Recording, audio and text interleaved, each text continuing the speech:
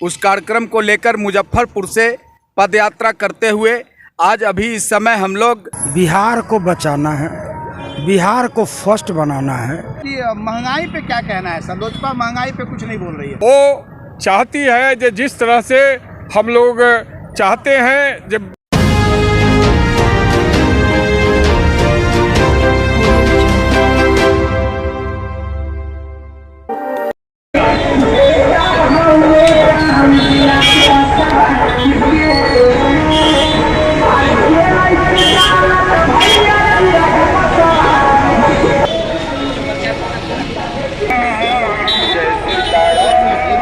महाराणा प्रताप अमर रहे, बाबा साहब भीमराव अम्बेडकर अमर रहे।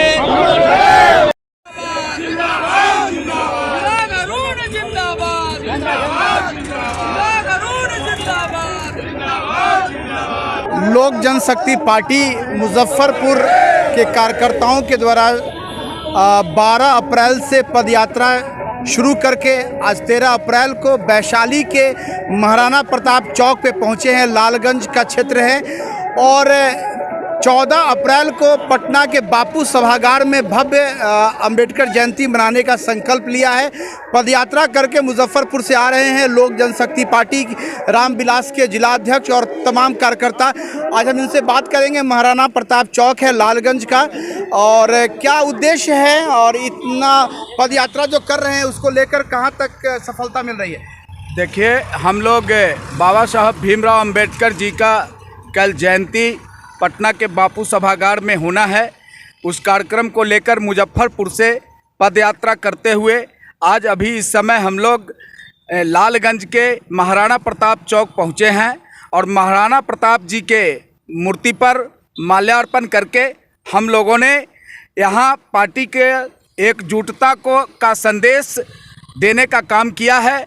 और आगे निरंतर चलते हुए हम लोग हाजीपुर में रुकेंगे और कल पटना पहुंचकर भारी से भारी संख्या में अब अपने नेता के नेतृत्व में बाबा साहब भीमराव अम्बेडकर जी के जयंती को सफल बनाएंगे।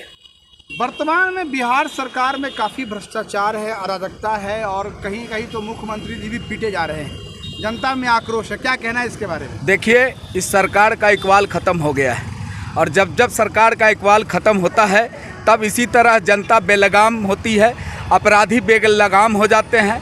आज चारों तरफ जो अत्याचार, भ्रष्टाचार और असमानता जो फैला हुआ है उसी के विरोध में हमारी पार्टी अब सड़क पर उतरी है।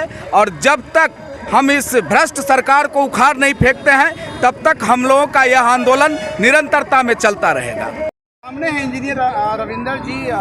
सर, मुजफ्फरपुर से पदयात्रा करके आज आप लालगंज के महाराणा प्रताप चौक पे पहुंचे हैं।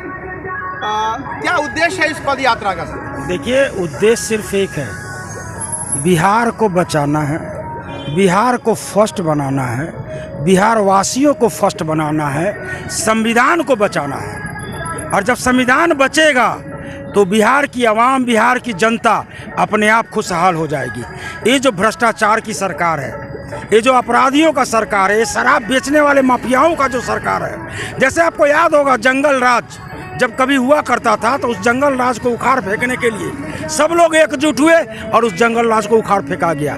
आज फिर से महागत जंगल राज इस बिहार में है और इसको उखाड़ फेंकने के लिए चिराग जी के नेतृत्व में हम लोग सब एकत्रित होकर के बिहार के रोड पर निकल चुके हैं और इस बार इस महाजंगल राज को उखाड़ के फेंक करके बिहार फर्स्ट और बिहारी फर्स्ट की सरकार हम लोग बनाएंगे। चिराग पासवान जी कभी भाजपा के हनुमान हुआ करते थे, आज भाजपा ने ही उनको उनके पिताजी के घर से निकाल दिया। देखिए, ये बात भाजपा ने ही उनको पिताजी के घर से निकाल दिया, ये एक गलत सवाल है, क्योंकि वो संवैधानिक, चूँकि हमारे रामविलास जी बहुत दिनों से मंत्री थे तो उनको एक बड़ा बंगला मिला हुआ थे। जब उनकी स्वर्गवास हो गई तो बंगला तो खाली करना ही था, लेकिन कुछ लोगों की साजिश जो बिहार से पीछे से वो साजिश हो रही थी। बाबा साहेब अम्बेडकर जिन्होंने संविधान दिया, इस देश में समानता के लिए जिन्होंने आवाज़ उठाया, एक भगवान, दूसरा भगवान रामविलास पासवान जी, उनके साथ में जिस तरीके से पुलिस के द्वारा बर्बरतापूर्वक उनकी मूर्तियों को तोड़ा गया, बाबा साहब अम्बेडकर की मूर्तियों को तोड़ा, ये निंदनीय है। और इसका जवाब बिहार की जनता ही नहीं, पूरे भारतवर्ष की जनता आने वाले समय में देगी।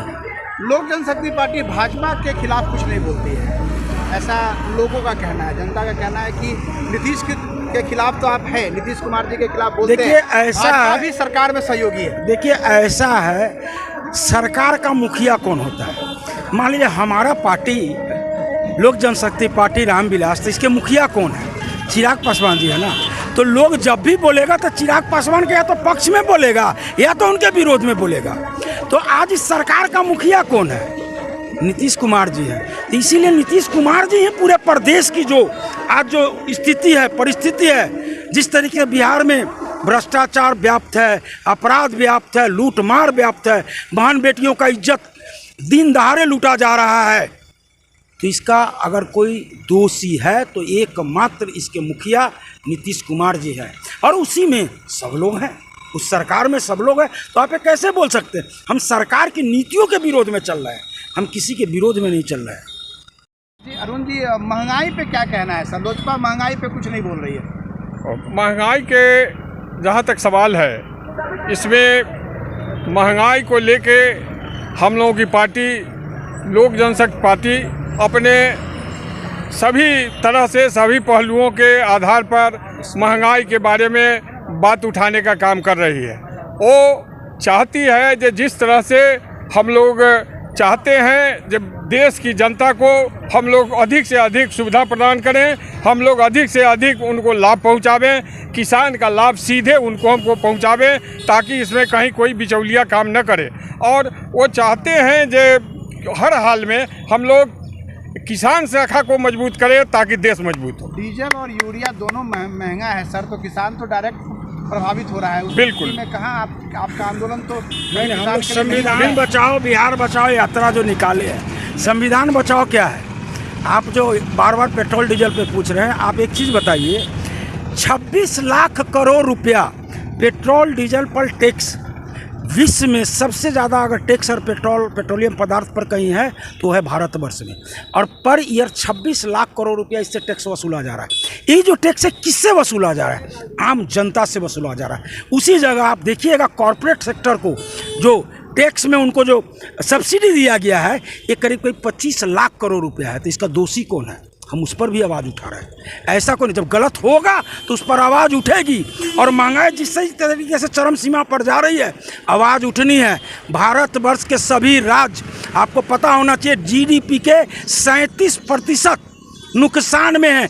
एक एक राज्य 8-8 लाख करोड़ 5-5 लाख करोड़ रुपया के कर्ज में डूबे हैं। टोटल 80 लाख करोड़ कर्ज भारतवर्ष पर आज के डेट। एक बच्चा पैदा लेता है ना, तो उसके ऊपर 50,000 रुपया का कर्ज जिस दिन पैदा लेता है उसी दिन से। इस सारे व्यवस्थाओं के विरुद्ध में ये लड़ाई है, और ये लड़ाई हम लोग लड़ेंगे। और जनता हम लोगों का पूरा समर्थन कर रही है, क्योंकि जनता महंगाई से भी त्रस्त है, पेट्रोल डीजल से त्रस्त है। आज डीजल बढ़ेगा तो किसको दिक्कत होगा? किसानों को दिक्कत होगा, किसानों को उपज में दिक्कत होगा।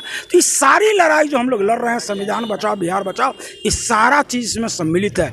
एजुकेशन, शिक्षा, स्वास्थ्य, बेरोजगारी, बिहार से जो पलायन हो रहा है, इस सब कुछ इसमें सम्मिलित है।